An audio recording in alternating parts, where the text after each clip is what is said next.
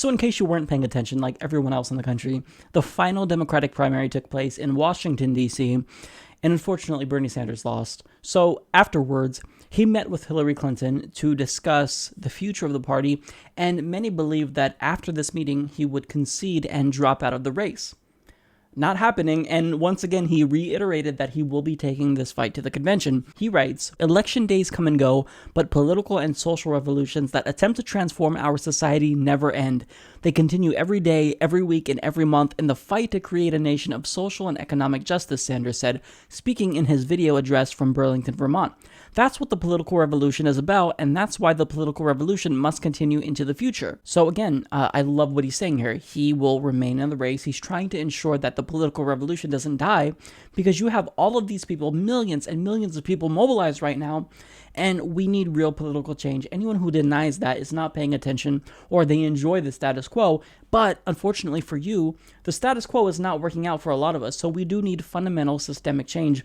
And Bernie Sanders is trying to ensure that the revolution and the movement doesn't die with his campaign. And I think this is a phenomenal thing to be doing, because in spite of the criticism that he's receiving, that many people would not like to receive, he is remaining in the race because he actually cares about these issues.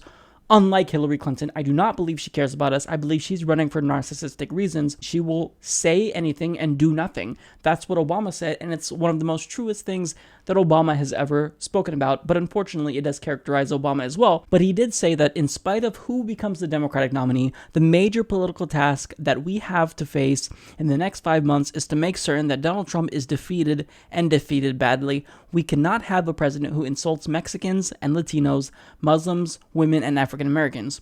And he also said that he would be working with Hillary Clinton to defeat Donald Trump.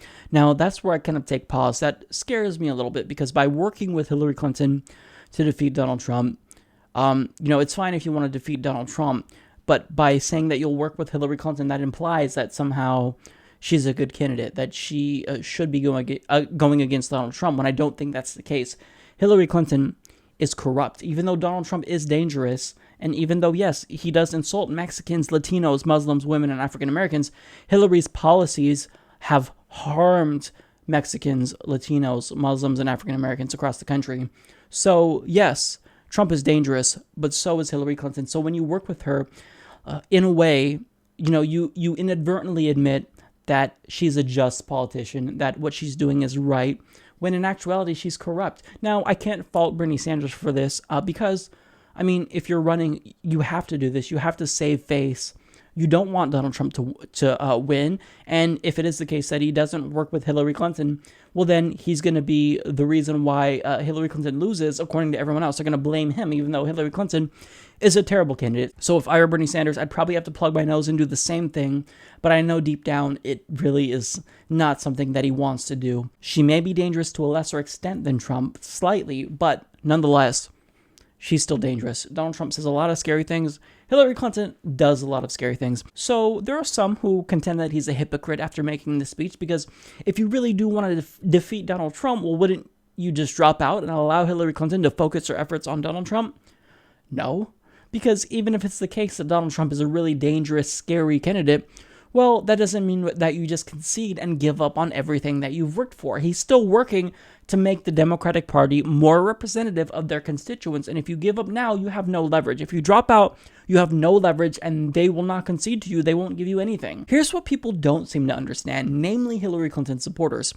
Our two-party system is slowly but surely becoming a one-party system. We have two parties that are right-wing and moving further and further to the right, and each election cycle, more and more people do not get adequate representation. So there's a lot of people that are conservative in the country, but when you poll voters, a majority are on the side of liberal issues. A majority want free college. A majority want universal health care. So we're not conservative. So when you have these politicians moving to the right, well, less and less people are represented. Bernie Sanders is trying to bring them back to the left and actually get them to represent liberals and to be a liberal party. So the overall goal of Bernie Sanders is to remain in the race until the convention and remake the party in his image. And that is what we want, because Bernie Sanders has the real heart and soul of the Democratic Party. He's someone who is more in line with FDR, and FDR Democrats were very, very popular.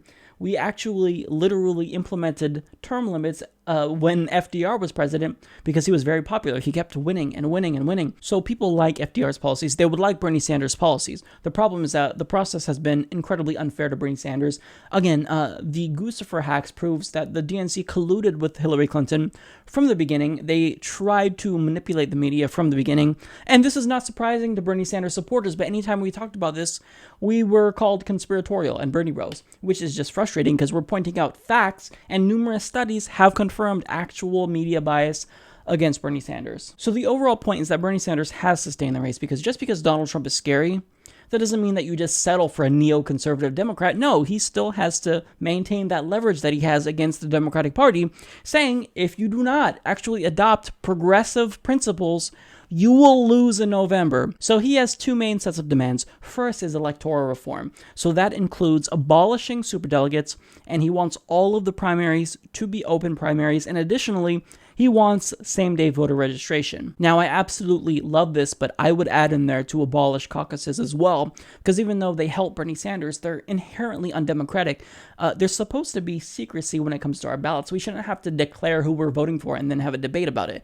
I get that many people like deliberative democracy, but this leaves a lot of people out. People who are introverted and don't like to discuss their political opinions. People who are disabled and can't stand for long or can't go to these events who are disabled. It's just not democratic, and it limits people from participating. So that's why I think we have to do away with caucuses as well. But when it comes to abolishing superdelegates and having open primaries, I mean, this is a no-brainer. This is an absolute no-brainer. Now, second, he wants the most progressive Democratic Party platform ever. So this includes Democrats not supporting the Trans-Pacific Partnership. This includes them actually fighting for a $15 minimum wage and fighting for universal health care. Now, if they actually do implement these things into their platform, will that actually change anything?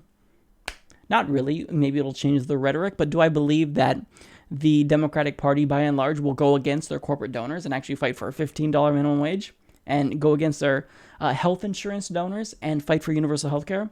No, I don't.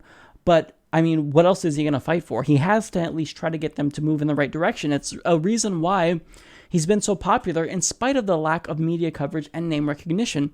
So the Democratic Party, if they don't take Bernie Sanders seriously and actually fight for these things and just try to pay lip service to progressives, guess what? We're going to know, because we are more politically active. We pay more attention to politics than any other constituent that the Democratic Party has. But I don't think it's going to do anything, even if they do change their party platform. But in the end, you have to give Bernie Sanders credit for fighting for this. I mean, he's in it to the end, and he's really proving that he cares about us. He's not in it for himself.